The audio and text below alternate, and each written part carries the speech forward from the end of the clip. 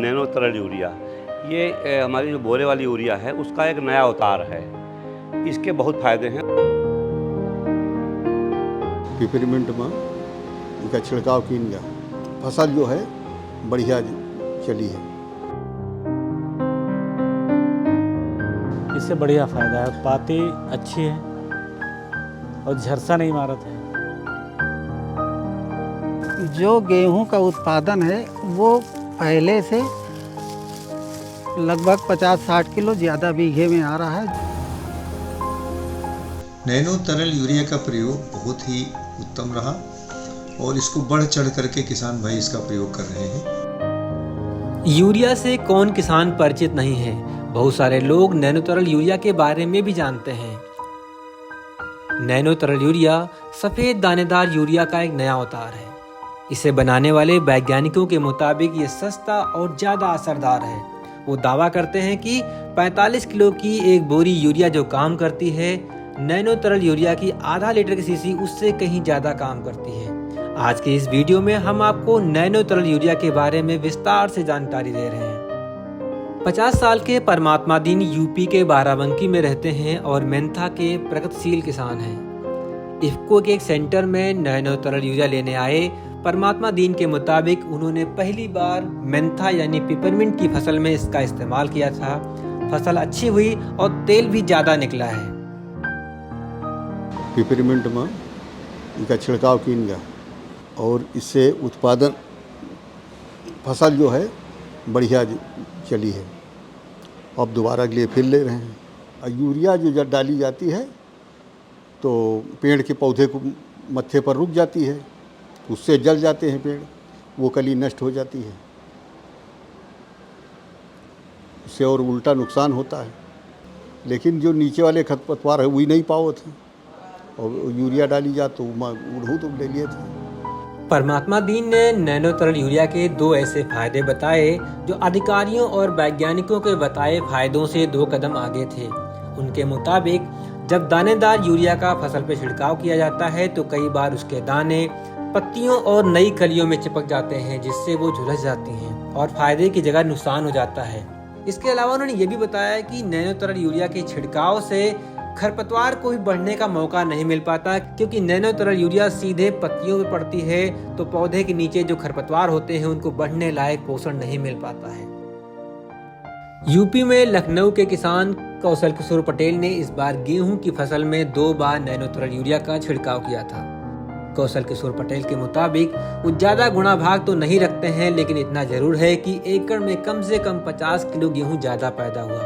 उनकी तरह कुछ दूसरे किसान भी दानेदार यूरिया और नैनो तरल यूरिया के इस्तेमाल में उत्पादन में आए फर्क की बात करते हैं। गेहूं की खेती कर रहा हूं, उसमें अभी तक 1 बीघे में 1.5 बोरी यूरिया डालते थे। जब से ये नैनो आई है अब मैं पहली आधी यूरिया डालता हूँ, उसके बाद मैं नैनो का छिड़काव करता हूँ। जो गेहूं का उत्पादन है वो पहले से लगभग 50-60 किलो ज़्यादा बीघे में आ रहा है। जो 12 कुंटल के आसपास आता था वो लगभग 12.5 कुंटल पर बीघे का उत्पादन इस गेहूं में आया हुआ। खेत में आधी नैनो यूरिया, उससे आधी दानेदार यूरिया से हम देते थे। जैसे हम बोरे के रूप में 1 बोरा यूज करते थे तो आधी देते थे उससे, और आधी हम नैनो यूरिया से पूरा करते थे तो उत्पादन अच्छा आता था हमारा। जैसे पहले हम करते थे दानेदार दे के, उससे अच्छा आया उत्पादन हमारा। किसान भाइयों, नैनो तरल यूरिया का उत्पादन करने वाला भारत दुनिया का पहला देश है। इसकी खोज भी एक किसान के वैज्ञानिक बेटे ने की है। राजस्थान में जोधपुर के मूल निवासी डॉक्टर रमेश रालिया ने नैनो फर्टिलाइजर के क्षेत्र में कई मुकाम गढ़े हैं।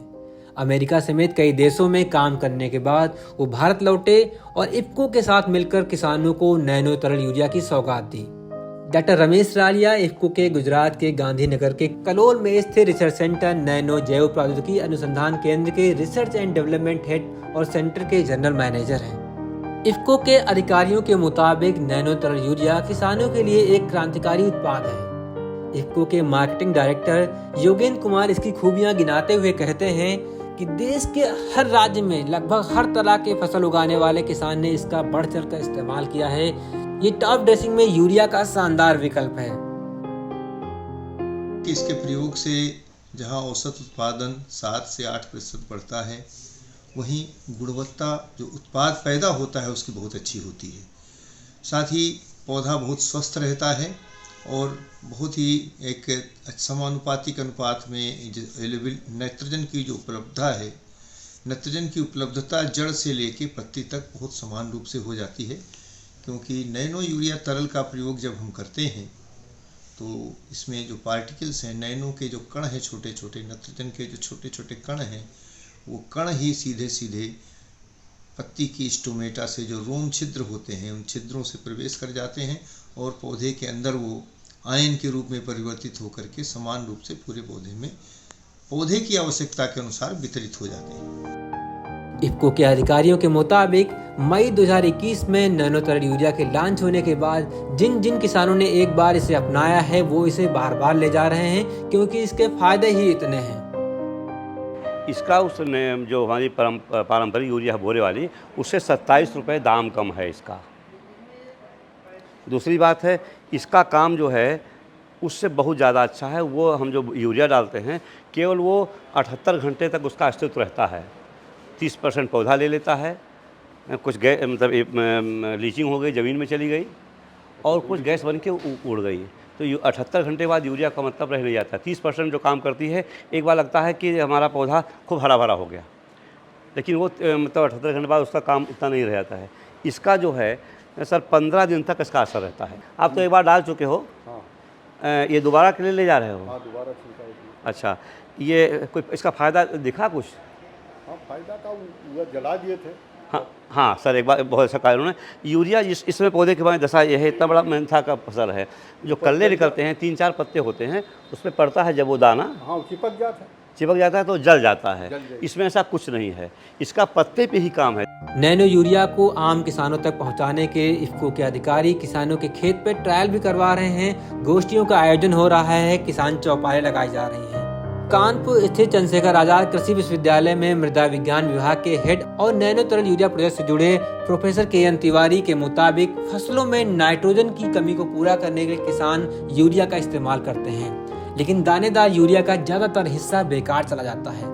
वो उदाहरण देते हैं कि रबी क्रॉप यानी गेहूं, सरसों आदि में यूरिया का मुश्किल से 40 से 50% हिस्सा फसल काम आता है, बाकी बेकार चला जाता है। वहीं खरीफ यानी अगर धान की बात करें तो मुश्किल से 25 से 30% दानेदार यूरिया का जो हिस्सा होता है वो फसल को मिलता है, बाकी बेकार चला जाता है। यानी अगर आप 100 किलोग्राम नाइट्रोजन देते हैं तो उसमें से 25% फसल को मिलता है, बाकी का 75% या तो गैस बनकर हवा मुड़ जाता है या फिर पानी के साथ, मिट्टी के साथ जड़ों के नीचे चला जाता है, जो फसलों के काम नहीं आता है। दानेदार यूरिया प्रयोग करते हैं तो वो इकट्ठे ही फसल को मिलता है, और नहीं तो बाकी जो है अनयूटिलाइज जो है, जो प्रयोग में नहीं आता है, उसका छीजन हो जाता है, जैसा कि बताया गया।